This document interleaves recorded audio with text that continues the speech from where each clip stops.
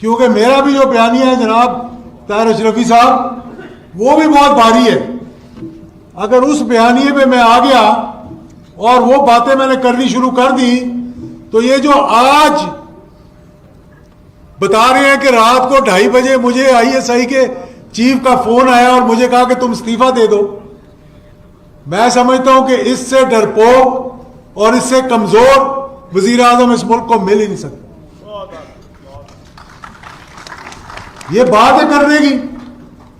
आप मुझे बताएं कि कभी अदारों ने भी टेलीफोन करके कहा कि जनाब वजीर आजम साहब, आप शायद सो रहे होंगे, मुझे अपना इस्तीफा दे दें? इस कदर झूठ बोलते हैं। फिर मैंने एक अपने भाई की बात सुनी है, अभी ताहिर अशरफी साहब ने भी कहा, कहने लगा हमें चीफ ऑफ आर्मी स्टाफ ने बुलाया, 3 घंटे हमारी मुलाकात हुई। अब अंदर की बात तो मैं नहीं बताना चाहता, क्योंकि फौज का तर्जुमान हर बात के तो जवाब दे नहीं सकता। अगर वो इस बात में उलझ गए तो बाकी सरहदों की हिफाजत कौन करेगा? लाइन ऑफ कंट्रोल को कौन संभालेगा? अफगानिस्तान की बाढ़ को कौन संभालेगा? दहशतगर्दी के खिलाफ जो जंग है, जिसमें आज भी हमारे मासूम अफवाज पाकिस्तान के वो जज्बाती कप्तान और लेफ्टिनेंट और सिपाही, जिनकी लाशें आज भी शहीद होकर आ रही हैं, और उनके वालिदैन की कुर्बानी देखें कि जिनकी माएँ ये कहती हैं कि एक और बच्चा हो तो उसको ही मैं सरहद पे भेजूं। तो जनाब हजरत मेरे भाई भी हैं, दोस्त भी हैं, कहने लगे कि हमें चीफ ऑफ आर्मी स्टाफ ने बुलाया और चीफ ऑफ आर्मी स्टाफ ने कहा कि जो कुछ मैं नवाज शरीफ के खिलाफ कर रहा हूं तुम इसके बीच में नहीं आना। मैं जनाब गफूर हैदरी साहब को यह कहना चाहता हूं कि तुम अल्लाह को हाजिर नाजिर जानकर हलफ दे के ये बात कह दो, मैं सियासत छोड़कर चला जाऊंगा इस मुल्क से। बहुत आप कमाल की बात कर रहे हैं, जो मुंह में आता है बोल देते हैं। आपका क्या ख्याल है कि यहां कोई फौज का तर्जुमान खड़ा होकर, मैंने तो पहले कहा था DG ISPR साहब को कि जनाब आपको इनका जवाब नहीं देना चाहिए। ये जो लाइन लगा के गेट नंबर 4 के बाहर खड़े होते हैं, और आज मैं वो टेलीफोन की लॉग बुक उठा के ले आऊं कि कितनी कॉलें ये करते हैं मुलाकात के लिए, तो आप हैरान रह जाएंगे। और कितनी मुलाकातें की चीफ ऑफ आर्मी स्टाफ से या DG ISI से तो मिलना बहुत दूर की बात है।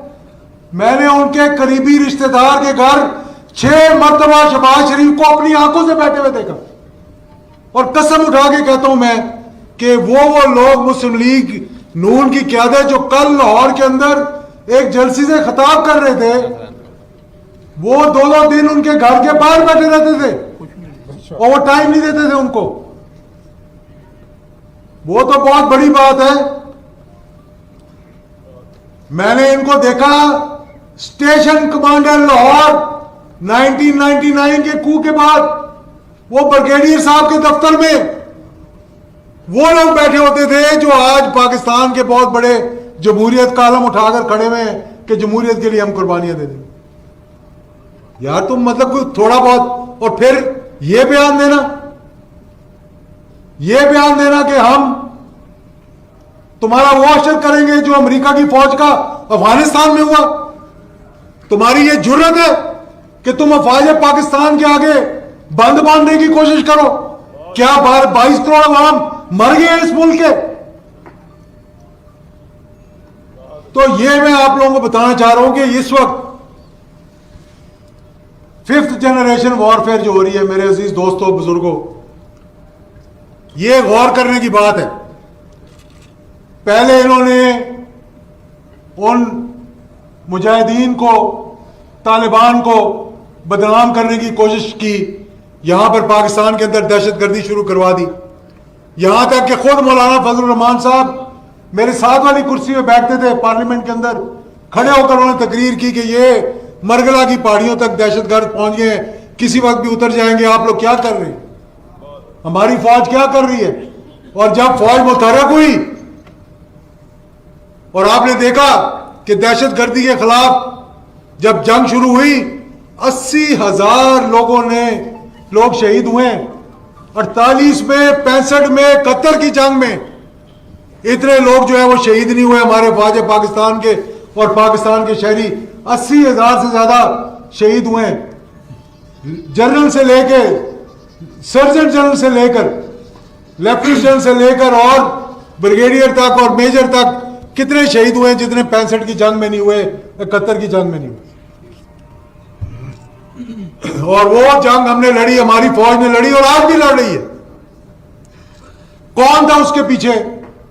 हिंदुस्तान था उसके पीछे, CIA था उसके पीछे, मुसाद थी उसके पीछे।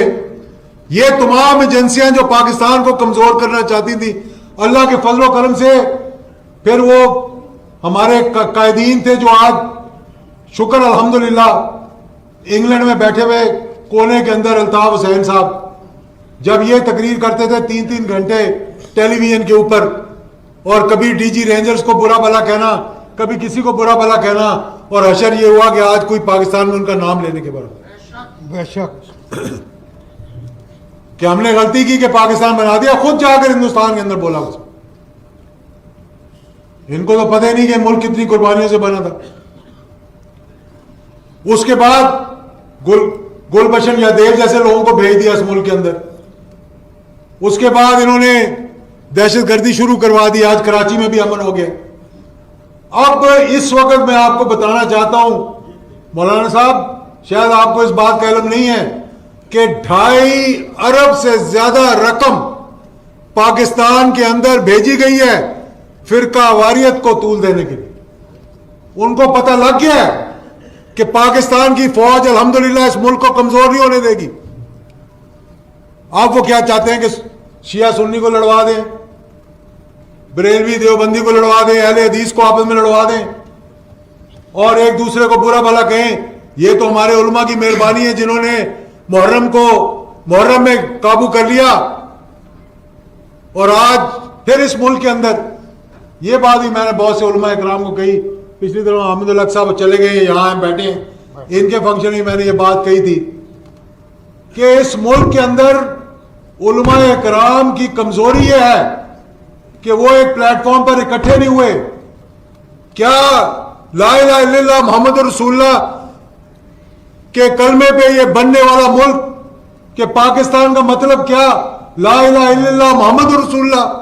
और फिर हमें इधर इस मुल्क के अंदर जहां 22 करोड़ अवाम मुसलमान है, कलमा गो है, फिर हमें तहफ़्फ़ुज़ नमूस रिसालत की जरूरत पड़े। अगर हम सब इकट्ठे हो, मैं यकीन से कहता हूं कि किसी की जुर्रत नहीं कि वो खत्म नबूवत के खिलाफ बात करे। बेशक किसी की जुर्रत हो सकती है ये हमारी अपनी कमजोरी है कि अजमत सहाबा बहुत बड़ी बड़ी रैलीज निकल रही। क्या वजह हुई है कि हमारी कमजोरी की वजह से उन पे उंगली उठी, उनके बारे में बात की गई पाकिस्तान को कमजोर करने के लिए, और हम उसका निशाना बनते जा रहे हैं। आज मैं इन लोगों से पूछता हूं कि कौन यहां पर, मैं तो उस बयानिए पे अभी आना ही नहीं चाहता। जब उस बयानिए पे आऊंगा शायद आप लोग बोझ ही ना उठा सके उसका, क्योंकि मैं इनके अंदर की बात बताऊं आपको कि ये क्या करते रहे माजी के अंदर। आज कहते हैं कि मेरे बयानिए का बोझ उठाना बड़ा मुश्किल है। कहां था वो बयानिया? मुझे बताएं, कहां था वो बयानिया जब आप जनरल जिलानी के घर बैठे के बाहर बैठे रहते थे सारा सारा दिन? किधर था वो बयानिया? कहां था वो बयानिया जब आपकी बोरी से पीर पगाड़ा ने कहा कि दाने गिरने शुरू हो गए और ज़ियाउल हक शहीद ने जाकर कहा कि मैंने उस बोरी को सी दिया? कहां था वो बयानिया? दाने तो सारे गिर चुके थे, जा चुके थे। कहां था वो बयानिया जब ज़ियाउल हक शहीद ने कहा कि मेरी उम्र भी इसको लग जाए? वो फौज जिसने आप लोगों को पाला, कोई चीफ ऑफ आर्मी स्टाफ को अपना डैडी कहता था, कोई उसकी पार्टी का सेक्रेटरी जनरल बन जाता था। जवेद इकबाल साहब, आपका भी शुक्रिया कि आप तशरीफ लाए, खान अब्दुल कयूम खान के साथियों में से, और ऑर्गेनाइजर है खान अब्दुल कयूम खान मुस्लिम लीग के आज सुबह सरहद के। बड़ी देर से बैठे हुए हैं, इनकी उम्र भी बड़ी है। आप जैसे लोगों पे हमें फख्र होना चाहिए कि आपने मुस्लिम लीग के लिए सारी सारी उम्र गुजार दी और कंवर कुतुब साहब ने और बाकियों ने।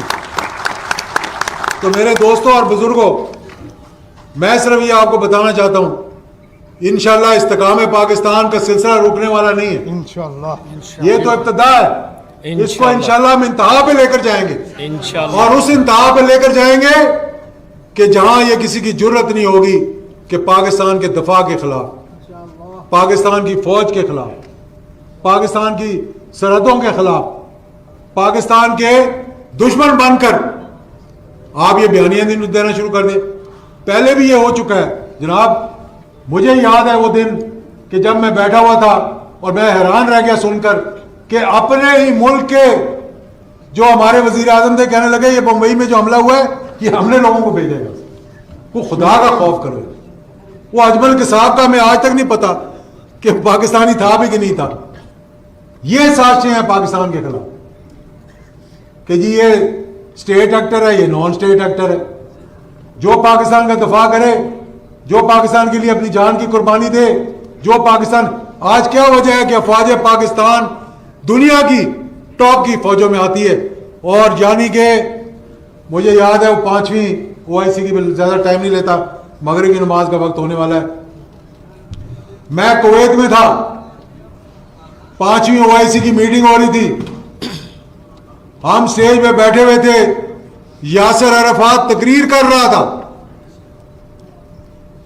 और यासिर अरफात ने कहा कि काश हमारे पड़ोस में भी एक पाकिस्तान होता और उस पाकिस्तान में एक ज़िया-उल-हक होता तो आज हम भी आजाद होते। आप लोगों को पता ही नहीं है कि अल्लाह का कितना बड़ा करम और मौजज़ा। मैं ये बात बार बार कहता हूं कि उन अफगान मुजाहिदीन को सलाम पेश किया करो जो आपकी सलामती के लिए जिन्होंने 15 लाख जानों की कुर्बानी दी। वरना आज उन्होंने तो लड़ मर लिया, अपने मुल्क का झंडा आज भी ऊंचा रखा, बरतानिया को भगाया, रूस को भगाया, अब अमेरिका को भगा रहे हैं। और भाई यहां से तो हम लोगों ने उनके कदमों में बैठ जाना था। कौन है यहां कुर्बानी देने वाले, मुझे बताएं ना जरा। बातें करने वाले बहुत हैं, तकरीरें करने वाले बहुत हैं, उनको सलाम पेश करो। अगर वो जहाद अफगानिस्तान ना होता आज पाकिस्तान का न्यूक्लियर प्रोग्राम भी ना होता। ये जो कहते हैं कि मैंने रातों रात अंदर बैठ के बम बना दिया, नहीं कौन सा नाम भी नहीं आता था, कभी टामा, कभी टोमा, कभी टीमी, और फिर साथ वाले से पूछ रहे हैं कि भाई क्या नाम था उस मिसाइल का जो आगे गिरा था, जिस मिसाइल को देखकर मैंने नया मिसाइल बना दिया। खुदा का वास्ता पाकिस्तान को बदनाम ना करवाएं। आपको इस मुल्क ने बहुत कुछ दिया, आइंदा भी देश है। अल्लाह से तौबा करें, अल्लाह से माफी मांगे। तो इसलिए मैं ये आपको कहना चाहता हूं, जो मुहिब्बे वतन लोग हैं इनकी बातों में ना आए। आप लोग देखें कि ये मुल्क हमने बड़ी मुश्किल से हासिल किया और इंशाल्लाह ये वाकई में सरदार कयूम साहब ने बुनियाद रखी थी। मैंने सरदार अतीक साहब को अगले दिन मैंने मैसेज किया कि तहरीक इस्तिकाम पाकिस्तान उन्होंने बनाई थी, हमने इस्तिकाम पाकिस्तान का जलसा किया। इसको इंशाल्लाह इन लोगों की मुशावरत के साथ इंशाल्लाह तहरीक इस्तिकाम पाकिस्तान में हम कन्वर्ट करेंगे। पूरे मुल्क के अंदर जाएंगे, हर शहर के अंदर जलसा करेंगे और इंशाल्लाह मुहिब्बे वतन लोगों को इकट्ठा करेंगे, पाक साफ लोगों को इकट्ठा करेंगे। इस पाकिस्तान को इंशाल्लाह एक रोशन पाकिस्तान बनाएंगे। रोशन पाकिस्तान का मतलब वो है कि जहां से दीन की रोशनी निकले और सारी दुनिया को पे फैले जाके। बहुत बहुत शुक्रिया आप सबका।